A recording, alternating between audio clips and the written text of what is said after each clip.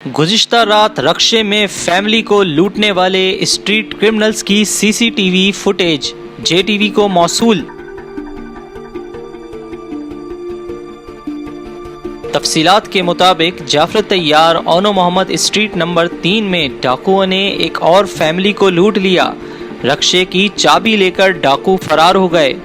Family کے مطابق وہ اپنی بچی کی شادی کی تیاری کر کے رکشے میں واپس آ رہے تھے کہ ڈاکوؤں نے امام خمینی اسپتال کے پیچھے والی گلی اونو محمد اسٹریٹ نمبر 3 میں انہیں گھیر لیا۔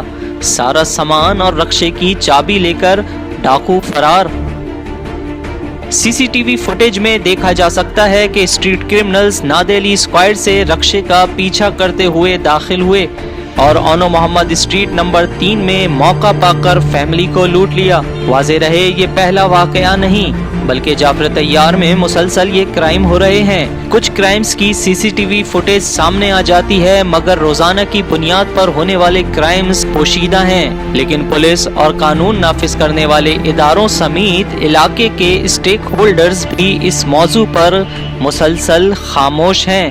اہل علاقہ ان اسٹریٹ کرمنلز سے پریشان ہیں۔ انہوں نے ڈی جی رینجر سندھ اور آئی جی سندھ پولیس سے درخواست کی ہے کہ انہیں ان اسٹریٹ کرمنلز سے بچانے کے لیے علاقائی پولیس اور قانون نافذ کرنے والے اداروں کو متحرک کیا جائے۔